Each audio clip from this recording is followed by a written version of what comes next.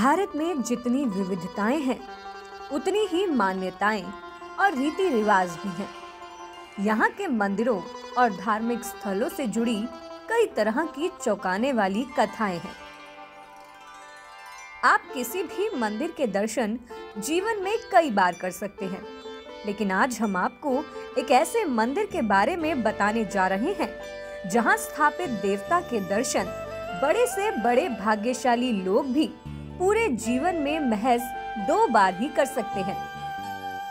सामान्य तौर पर मनुष्य की औसत आयु 65 से 70 साल होती है।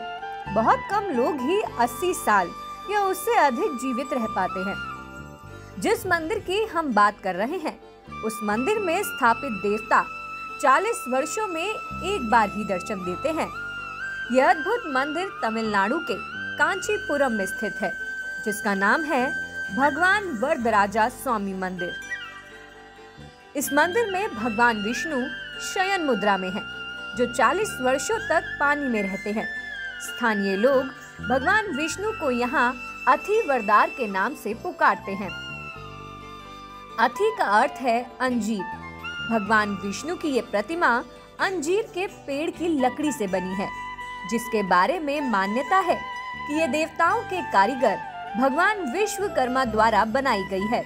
ये प्रतिमा पूरे समय मंदिर के पवित्र तालाब में रखी हुई होती है। 40 साल में एक बार इसे भक्तों के लिए निकाला जाता है और 48 दिन तक पूरे उत्सव के साथ दर्शन का सिलसिला चलता है। फिर पुनः इसे पवित्र तालाब में छिपा दिया जाता है।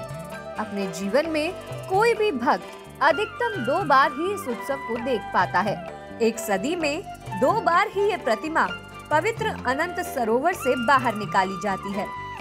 40 दिनों तक भगवान अथि वरदार की प्रतिमा को लेटी अवस्था में रखा जाता है और अंतिम 8 दिन प्रतिमा को खड़ा रखा जाता है। इस मंदिर का दक्षिण भारत में पौराणिक महत्व है। भगवान अथि वरदार भले ही 40 वर्ष तक जल समाधि में रहते हों, लेकिन पूरे साल इस मंदिर में भक्तों की भीड़ जुटती है।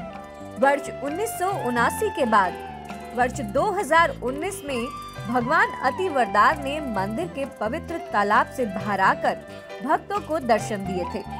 40 वर्ष बाद जब भगवान अथि वरदार मंदिर के पवित्र तालाब से बाहर निकलते हैं, तो उनके दर्शनों के लिए देशी विदेशी भक्तों का तांता लग जाता है। ये मंदिर मूलतः भगवान विष्णु का है, लेकिन इसकी कथा में ब्रह्मदेव और सरस्वती माता भी जुड़े हैं। भगवान वरदार के प्राकट्य की एक रोचक कथा प्रचलित है। मंदिर के पास वेगवती नाम की नदी बहती है। धार्मिक मान्यता है कि देवी सरस्वती ही यहाँ नदी रूप में प्रवाहित होती है। पौराणिक कथा के अनुसार एक बार माता सरस्वती कांचीपुरम, पुराणों के अनुसार हस्तगिरी में ब्रह्मा जी से रुष्ट होकर वेगवती नदी के रूप में बहने लगी। जहाँ नदी बह रही थी, वहाँ अंजीर के घने जंगल हुआ करते थे। नाराज सरस्वती माता को मनाने के लिए ब्रह्मदेव ने यज्ञ का अनुष्ठान किया। यज्ञ की जगह को नष्ट करने के लिए नाराज माँ सरस्वती वेगवती की धारा को लेकर बड़ी वेग से आई। यज्ञ की रक्षा के लिए वेदी की अग्नि से भगवान विष्णु वरदार के रूप में प्रकट हुए और देवी सरस्वती का क्रोध शांत किया। ब्रह्मा जी ने भगवान विष्णु के प्रति आभार प्रकट करने के लिए भगवान की एक प्रतिमा बनाने का अनुरोध किया। विश्वकर्मा जी ने अथि यानी अंजीर की लकड़ियों से वरदान भगवान की मूर्ति का निर्माण किया और ब्रह्मदेव ने इस मूर्ति की प्रतिष्ठा की। अब बात करते हैं भगवान विष्णु के 40 वर्षों तक जल में रहने की वजह के बारे में। भगवान की जल समाधि के पीछे कई कथाएं हैं।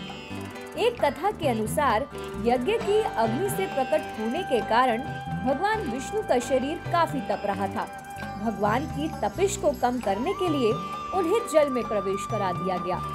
मान्यता है कि जब तक भगवान जल में रहते हैं, तब तक देव गुरु बृहस्पति इनकी पूजा करते हैं। दूसरी मान्यता है कि मुगल काल में भगवान की प्रतिमा की रक्षा के लिए इस मूर्ति को जल में छुपा दिया गया। 40 साल बाद मंदिर के पुजारी ने मूर्ति को जल से निकलवा कर उनकी पूजा की। लेकिन आश्चर्यजनक रूप से 48 दिनों बाद मूर्ति फिर से जल में प्रवेश कर गई।